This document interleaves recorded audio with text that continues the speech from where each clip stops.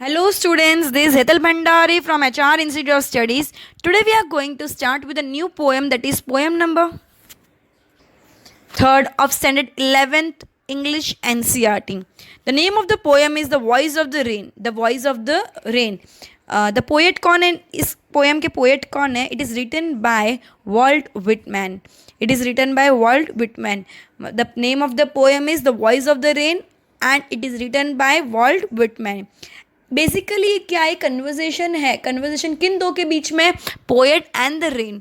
ये पूरा पोएम एक कन्वर्जेशन है, मतलब बातचीत है किन दोनों के बीच में? पोएट के बीच में एंड रेन के बीच में. ठीक है. इधर रेन को सॉफ्ट शावर फॉलिंग भी बोला है. सॉफ्ट फॉलिंग शावर भी बोला है. ये पूरी पोएम के अंदर रेन अपनी जर्नी एक्सप्लेन कर रही. रेन क्या कर रही है? अपनी जर्नी एक्सप्लेन कर रही. किसको? पोएट को. रेन अपनी जर्नी एक्सप्लेन कर रही है. किसको? पोएट को. एंड वो अपनी जर्नी को क्या बोलती है? वो अपनी जर्नी के अंदर जो अपना बर्थ प्लेस डिफाइन करे, वो बर्थ प्लेस किसको मान रही है? अर्थ को. वो अपना बर्थ प्लेस अर्थ को मान रही है. अपनी पूरी जर्नी किसको डिफाइन कर रही है? किसको एक्सप्लेन कर रही है? पोएट को एक्सप्लेन कर रही है. ठीक है. सो पैरा टू पैरा अपन देखेंगे, उसके बाद एक्सप्लेनेशन समझेंगे.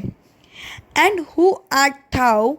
Said I to the soft falling shower, which strange to tell, give me an answer as here translated. I am the poet, I am the poem of earth, said the voice of the rain. Eternal I rise, impalpable out of the land and the bottomless sea. मतलब इधर poet क्या बोलना चाहता है? इधर जो poet है वो रेन को पूछ रहा है. सॉफ्ट फॉलिंग शावर मतलब रेन. वो रेन को पूछ रहा है तुम कौन हो? Who are you? तो उसके बदले रेन क्या रिप्लाई कर रही है? जब पोएट ने रेन को पूछा कि आप कौन हो, तो रेन ने क्या रिप्लाई किया कि मैं पोएम ऑफ अर्थ हूँ. मैं पोएम ऑफ अर्थ हूँ जो कंटिन्यूसली रोज़ होता है. कहाँ से? लैंड से एंड बॉटमलेस ओशन से, in the form of vapours. मतलब क्या बोला है कि मैं कंटिन्यूसली बनता जाता हूँ. कैसे बनता जाता हूँ? लैंड एंड बॉटमलेस जो सीज होती है उसके पानी से, in the form of vapours. जो अपन ने इवेपोरेशन, कंडेंसेशन, रेन कैसे होती है वो अपन ने साइंस में बहुत से पढ़ा हुआ है. तो क्या बोला है कि मैं कंटिन्यूसली रोज़ होता हूँ फ्रॉम द बॉटमलेस ओशंस, इन सब से, in the form of vapour के फॉर्म में वो ऊपर जाता है. रोज़ मतलब ऊपर जाता है. ठीक है. तो पहले पैराग्राफ में क्या बोला है पोएट ने रेन को पूछा कि तुम कौन हो. तो रेन ने क्या जवाब दिया? एक्चुअली रेन क्या जवाब दे सकती है? नहीं. ये पूरा एक इमेजिनेशन है. ठीक है. ये पोएट का इमेजिनेशन है. रेन ने क्या जवाब दिया कि मैं अर्थ का पोएम हूँ. मैं क्या हूँ? पोएम ऑफ अर्थ हूँ.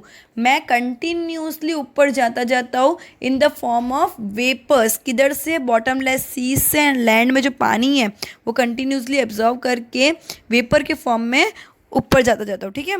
Next paragraph. Upward to heaven winds vaguely formed, all together change and yet the same. I descend to leave the draughts, atomies, dust layers of the globe. Actually ये poem की थोड़ी language भी tough है, तो अपन इसीलिए word para two para detail explanation समझ रहे. ठीक है. And all that in them without me वो सीड्स ओनली लेटेंट अनबॉर्न. ये लैंग्वेज थोड़ी डिफरेंट लैंग्वेज यूज़ की हुई. ठीक है. जैसे वैंस का मतलब होता है वेयर, वेगरली का मतलब होता है नॉट क्लियरली, डिसेंड मतलब कम डाउन. ठीक है.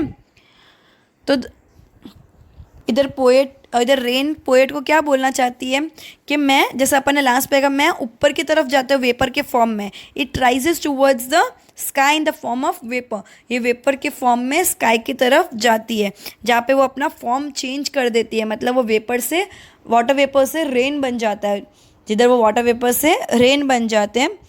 फिर क्या बोला है कि भले मेरा फॉर्म चेंज हो गया है, भले मैं वाटर वेपर से रेन बन गया हूँ, लेकिन मैं खुद चेंज नहीं हुई हूँ. मतलब क्या कि वो एज इट इज़ ही है. अल्टीमेटली तो पानी का ही फॉर्म है, वाटर वेपर हो या रेन हो. बोले मैं वाटर वेपर से रेन ड्रॉप्स बन जाती हूँ, मतलब स्टीम से मैं पानी बन जाती हूँ, लेकिन मेरा फॉर्म चेंज होता है, मैं खुद चेंज नहीं होती हूँ. क्या बोला है उसके बाद उनने कि मैं जो पानी के फॉर्म में, रेन के फॉर्म में जो नीचे आ रही हूँ, तो जो ड्रॉट मतलब जिधर पानी की कमी, खाने पीने की कमी, ड्रॉट, ड्रॉट मतलब सूखा पड़ जाना, जो लैंड एकदम सूखी पड़ जाती है, तो बोले कि मैं ड्रॉट को वॉश आउट कर लेती हूँ, मतलब मैं ड्रॉट नहीं होने देती हूँ, मैं पानी प्रोवाइड करती हूँ, मैं जितना भी डस्ट एंड स्मॉल पार्टिकल्स है जो भी अर्थ के सरफेस पे उसको पूरा वॉश कर देती हूँ, एंड जो भी सीड अर्थ के अंदर से ग्रो होने वाले उनको ग्रो होने में हेल्प करती हूँ। तो रेन क्या करते हैं, रेन जितना भी डस्ट पार्टिकल्स है, पूरी मिट्टी, रेन जब होती है तो कितनी अच्छी फ्रेश स्मेल आती है, बिकॉज पूरा डस्ट पार्टिकल निकल जाता है, ठीक है, वॉश आउट हो जाता है, जो सूखी पड़ी हुई ज़मीन वापस नॉर्मल हो जाती है पानी आने से।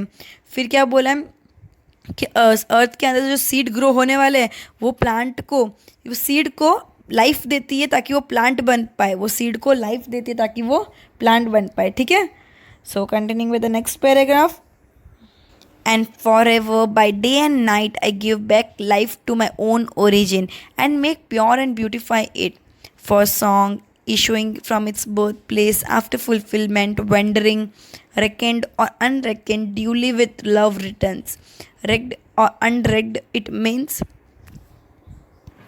कि लोगों को पड़ी हो या नहीं पड़ी हो, रेन अपनी जगह अपने टाइम पे आएगी, अपने हिसाब से चली जाएगी। कैड या नहीं कैड, लोगों को फ़र्क पड़ता है या नहीं फ़र्क पड़ता है, रेन आएगी और अपने हिसाब से चली जाएगी, ठीक है। चलो तो इस पैराग्राफ का एक्सप्लेनेशन समझते हैं। तो क्या बोला है कि रेन क्या बोल रही है पोएट को कि डे या नाइट, बाय डे और नाइट वो कंटिन्यूसली प्रोवाइड करती है लाइफ, केयर, लोगों के एनरिचमेंट्स, मतलब नेचर कितना ब्यूटीफुल हो जाता है जब बारिश गिरती है, नेचर कितना ब्यूटीफुल हो जाता है जब बारिश गिरती है। पानी एक बेसिक रिक्वायरमेंट है जो सबके लिए चाहिए, तो वो एक लाइफ देती है, वो एक लाइफ देती है लोगों को, एंड अल्टीमेटली जिधर से निकलती वापस उधर ही आके गिरती हैं। कि लैंड में से वो पानी वेपर बन के, वाटर वेपर बन के ऊपर जाता है, ऊपर जाने के बाद वो रेन के फॉर्म में वापस लैंड पे ही गिरता है। मतलब अल्टीमेटली जो उसकी बर्थ प्लेस है लैंड, लैंड जो उसका ओरिजिन है उधर ही आके वापस उसको ओरिजिन को ही बेनिफिट। रेन ना ब्यूटी बढ़ा देता है नेचर की, रेन क्या करता है, नेचर की ब्यूटी बढ़ा देता है। कैसे, एक लाइफ साइकिल जो खुद चालू होती है, वापस खुद ही लैंड पे आके पानी बन के गिर जाती है, वापस वही पानी से एक वाटर वेपर फॉर्म होता है गर्मी से, जो वापस पानी रेन बन के वापस नीचे गिरता है। तो ये क्या होता है, एक लाइफ साइकिल है जो कंटिन्यूसली रिपीट करता है, जो ये जो नेचर है उसकी ब्यूटी को एनहांस करता है, ठीक है।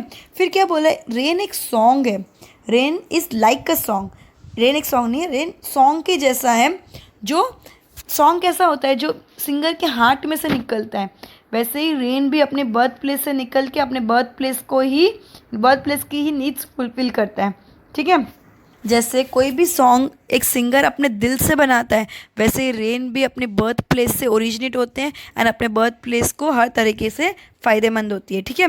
वो फुलफ़िल करती है उनकी सब नीड्स, एंड फाइनली वही प्लेस पे आके वापस गिर जाती जिधर से वो ओरिजिन हुई थी। भले लोगों को फ़र्क पड़ता है नहीं पड़ता है, कुछ अच्छा हो रहा है कुछ बुरा होता है, वो अपने बर्थ प्लेस पे ही वापस बहुत सारा प्यार लेके बरस पड़ता है, ठीक है। तो यही चीज़ बताई गई ये पोएम के अंदर। ये पोएम में एक्चुअली रेन को एक इंसानों वाली क्वालिटी दी है, दैट इज़ पर्सोनिफिकेशन, जो जैसे इंसान बोल सकते हैं वैसे बारिश भी बोल सकती है, वो क्वालिटी दी है, ठीक है।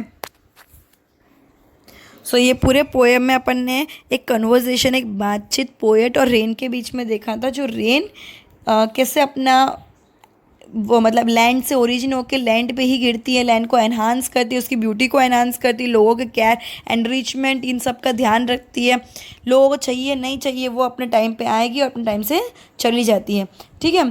तो ये एक जैसे सॉन्ग एक हार्ट में से निकलता है सिंगर की, वैसे रेन भी अपने बर्थ प्लेस से ओरिजिन होती है और बर्थ प्लेस से ही वापस गिरती है, ठीक है। इस तरह से पूरी पोएम एक कन्वर्सेशन बताया है between a poet and the rain, ठीक है। सो इधर ही अपना ये पोएम खत्म होता है। So good bye everyone, will end this lecture here and will continue the next chapter in the next lecture. Good bye everyone. Hello students, this is Hetal Bhandari from HR Institute of Studies. Today we are going to